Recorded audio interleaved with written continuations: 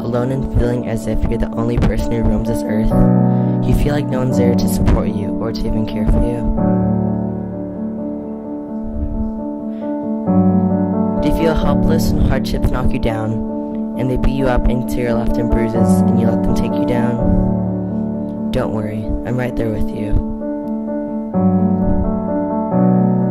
An Irish proverb states, "You cannot open a book without learning something."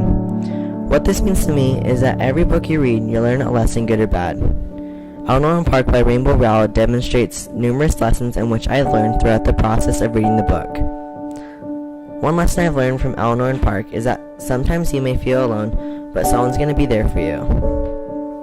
When Eleanor was just about to leave Park's house to lead them alone for dinner, Park's dad chased after her and said, "Look, Eleanor, I know your stepdad. I know your stepdad isn't an easy man to be around. And I'm just saying, if it's easier to be over here, then you should just be here."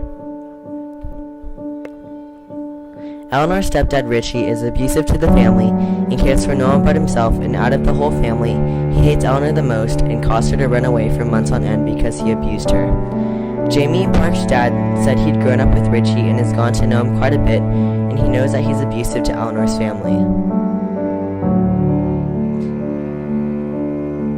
Eleanor feels alone in her world, and she feels like no one is there for her, but this later changed when Park's dad reached out to her and assured her that she can always go to him if she needed anything.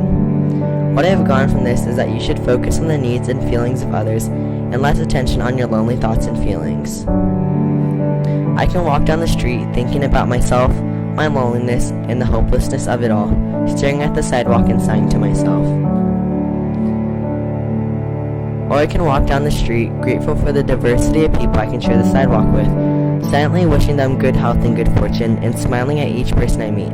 The latter is more fun, even though I sometimes have to remind myself to do it on purpose.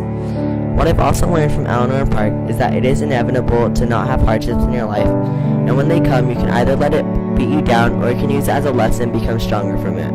When Eleanor first met Park and went to his house, the book stated, "She took a deep breath and shook her head.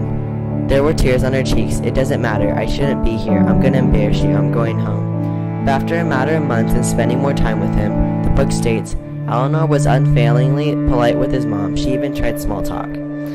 In the beginning of the book, she let the fear of disappointing people bring her down, but over time she left the past behind and grew out of her shell, and she isn't afraid to express herself the way she wants to.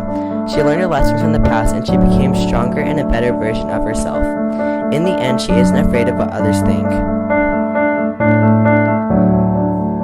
What this has taught me is that you should not let hardships anchor you down.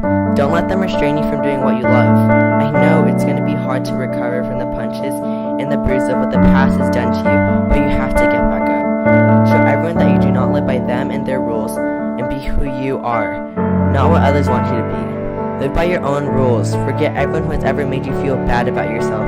Forget everyone who has ever insulted you for being yourself. Forget everyone who has ever made you cry. Forget all the negativity and all of that.